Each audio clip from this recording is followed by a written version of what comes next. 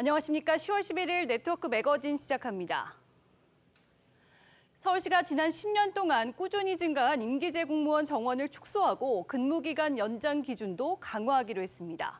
지난달 시민단체 출신 인사들이 임기제 공무원으로 서울시 도처에 포진해 있다는 오세훈 시장의 작심 발언 뒤에 나온 조치입니다. 배상윤 기자가 취재했습니다. 서울시는 그동안 5년 단위였던 임기제 공무원의 직위 유지 기간을 2, 3년 주기로 바꾸기로 했습니다. 고 박원순 전 시장이 재임하던 지난 10년 동안 서울시의 임기제 공무원은 45.1% 증가했습니다. 서울시는 그동안 시민단체 출신 인사가 임기제 공무원에 대거 포진하면서 각종 위탁 보조금 사업을 통해 자신과 직간접적인 관련이 있는 시민단체에 과도하게 예산을 지원한 것으로 보고 있습니다. 이해충돌 소지 등 일부 개방직 공무원들의 문제점이 나타났기에 개선은 반드시 필요합니다. 서울시의 이번 인사규칙 개선안은 지난달 오세훈 서울시장이 같은 문제점을 제기한 것에 따른 후속 조치로 풀이됩니다. 임기제 공무원으로 서울시 도처에 포진해서 위탁업체 선정에서부터 지도 감독까지 관련 사업 전반을 관장했습니다. 서울시는 다음 달부터 입법 예고 등 절차를 거친 뒤 내년 2월쯤 서울시 인사규칙 개정을 마무리할 방침입니다. TV조선 배상윤입니다. 강원도 춘천에는 국내에서 가장 긴 케이블카가 들어섰습니다. 위암호를 가로지르는 왕복 3.6km짜리 사막산 케이블카인데 내년 개장을 앞둔 레고랜드와 함께 춘천의 관광 경기 활성화를 이끌 것으로 기대됩니다. 이승훈 기자가 보도합니다. 강원 춘천 의암호입니다. 호수와 맞닿은 해발 597m 사막산 정상까지 케이블카가 줄줄이 올라갑니다. 지난 8일 운영을 시작한 춘천 사막산 케이블카입니다. 왕복 3.6km 길이로 국내에서 가장 긴 케이블카입니다. 케이블카 바닥은 이렇게 투명한 소재로 만들어져 발 아래로 펼쳐진 의암호를 한눈에 볼 수 있습니다. 사막산 정상에 오르면 산과 호수로 둘러싸인 춘천 시내의 풍경도 감상할 수 있습니다. 올라올 때 좀 무섭기도 했는데 위에서 딱 보니까 탁 트이고 웅장한 느낌이 너무 멋있고 자주 오게 될 것 같습니다. 춘천시는 내년 개장을 앞둔 중도 레고랜드와 사막산 케이블카가 관광 활성화를 이끌 것으로 기대합니다. 새로운 문화 콘텐츠와 연결되는 다양한 프로그램들이 준비되어 있고 해서 굉장한 경제적 이발 효과뿐만 아니라 지역 경제에 미치는 춘천시와 케이블카 운영업체는 코로나 확산 예방을 위해 당분간 시간당 탑승 인원을 300명으로 제한하고 8명인 캐빈 탑승 정원도 4명으로 줄일 방침입니다. TV조선 이승훈입니다. 지구온난화를 막기 위해 다양한 탄소 배출 감소 정책이 나오고 있죠. 이런 가운데 국내 연구진이 탄소 흡수력이 나무보다 강한 해초를 바닷속에 이식하는 기술을 개발해 주목받고 있습니다. 강석 기자가 취재했습니다. 인천 옹진군 앞바다입니다. 잠수부가 수심 5m 아래로 내려가 사각틀에 해초를 고정시킵니다. 탄소 흡수력이 뛰어난 잘피를 바닷속에 이식하는 작업입니다. 인천시는 뿌리가 있는 해초류인 잘피를 연구한 지 5년 만에 바다 이식 기술 개발에 성공했습니다.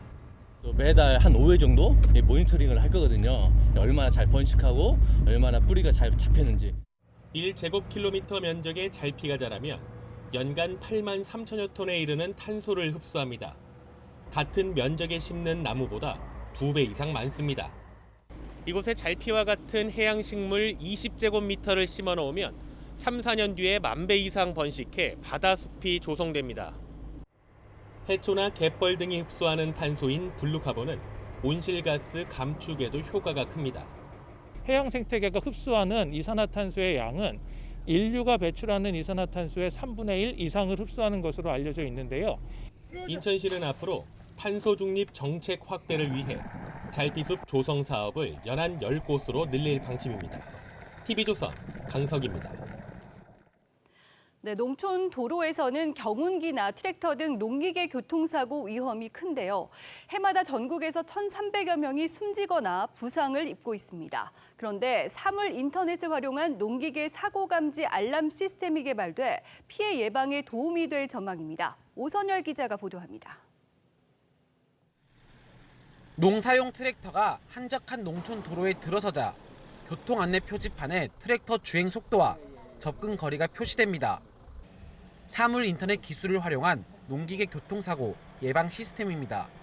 어르신분들이 농기계를 실제로 운행하는 경우가 많습니다. 운전자가 그걸 인식한다면 교통사고 예방에 많은 도움이. 농기계에 부착된 무선통신 단말기가 45도 이상 기울어지면 사고 발생 경보를 울리고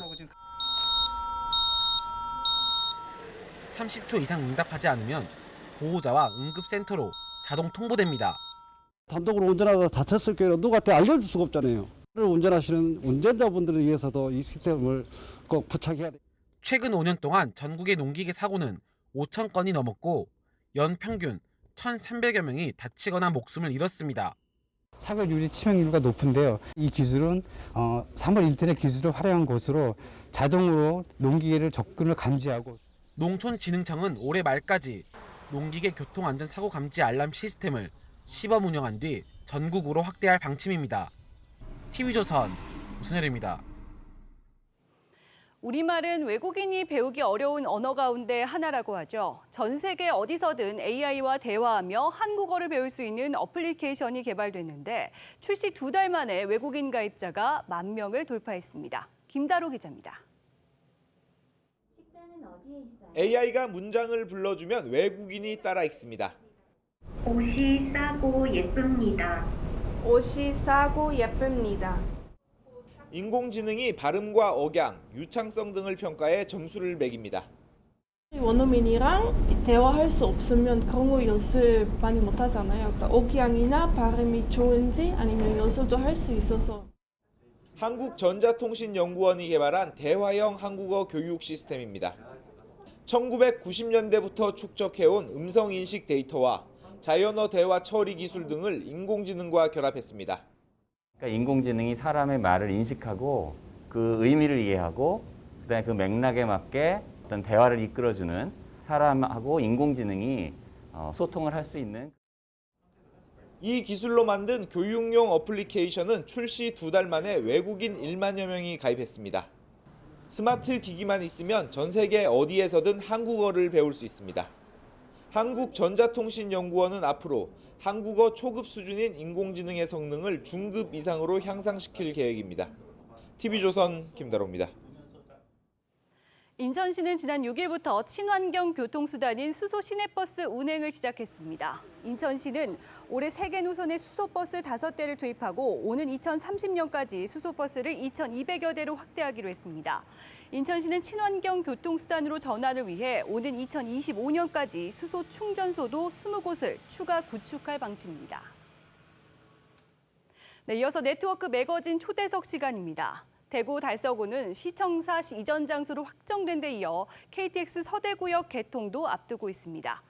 대구 중심지로의 도약을 준비하는 대구 달서구청을 이심철 기자가 찾았습니다.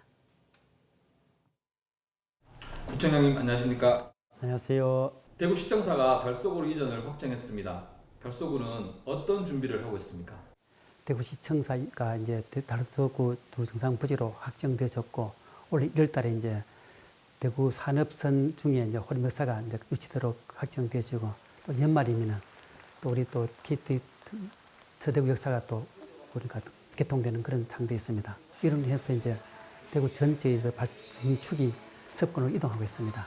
두루공원과 이제 시청 부지가 이제 세 개로 분리됐습니다. 그래서 우리가 도를 더 지하로 해버리면 이 세 개가 한 개 50만 평 부지가 되고 특히 또 우리가 그 두상 부지는 땅이 넓기 때문에 그 지하에 한 수천 대의 대규모의 주차장을 만들고 또 그 앞에 이제 우리가 한 200 한 몇 미터의 그러니까 도로가 20m 좁은데 이것도 한 40, 50으로 확대하는 그런 것이 되고 성들이 힘든 그 문제를 함께 아우르는 그런 결혼 문제를 우리 하도록 삼아가지고 지난 2016년도부터 결혼 장려팀을 만들어서 힘껏 청년들이 그 결혼 장려 의무를 갖다가 응원하고 또 사회복지 확산을 하고 있습니다. 겨울이 소년 사건에는 참 가슴 아픈 삶을 가지고 있습니다. 그래서 달서구는 그 남다른 사명감으로 아동들의 보호와 또 건전한 성장을 촉진하기 위해서 여러 가지 노력해 왔고 특히 숲속 놀이터를 조성이라든가 또 아동 보호팀을 만들어서 또 나가서 또 아동 그 어린이 아이 꿈센터를 건립준다는 등 남다른 내용과 속도로 아동 보호 복지 정책을 펼쳐왔습니다. 달서구는 덩치는 크지만 실제 예산은 상당히 박한 그런 상태입니다. 그래서 우리가 꿈꾸는 큰 사업들은 실제로 달서구 자체들은 상당히 힘든 그런 상태이기 때문에 가능하면 외부 자원을 많이 끌어들이기 위한 그게 바로 시책인데 그래서 공모팀을 만들어서 노력해왔고 작은 재정 속에서도 우리가 하고 싶은 사업이 많기 때문에 이렇게 공모사업에 목을 매는 그런 상태라고 보면 되겠습니다. 항상 여러 시책을 염두에 두고도 생각하다 보면은 또 중앙정부의 공모사업이 뜨면은 거기에 맞추면은 우리가 또 그야말로 평시에 준비된 마음이기 때문에 더 쉽게 또 우리가 또 공모에 응해지고 또 당첨될 확률이 높은 그런 상황이 많습니다. 우리 달서구는 이제 전국에서도 가장 그 공원이 수가 많습니다. 186개. 그래서 이게 상당히 주민생활에 중요한 몫을 차지하고 있는데 그래서 우리가 1년에 한 15개, 16개 있잖아요. 모델링을 하고 그렇죠.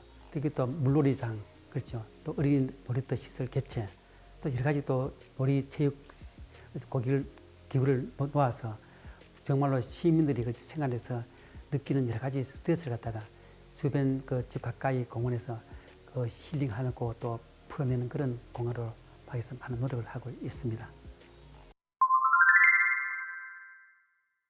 달서구는 이제 스마트 도시 흐름을 갖다 미리 캐치하고 장애인 그룹 때문에 스마트 전략팀을 만들어서 응하고 있습니다. 그래서 미세먼지 관리실에서 우리가 성소공단에 그렇죠 드론으로 미세먼지를 관찰하고 또 나가서 예를 든다면 그 우리 CCTV 관제센터에서 112와 119 그 다섯 개의 서비스를 갖다가 여기서 통화를 하면서도 긴급 전환 시에 그래서 그러니까 경찰, 소방서가 함께 출동할 수 있는 그런 시스템을 만들고 있습니다. 한 개 방에서 있잖아요, 그렇죠?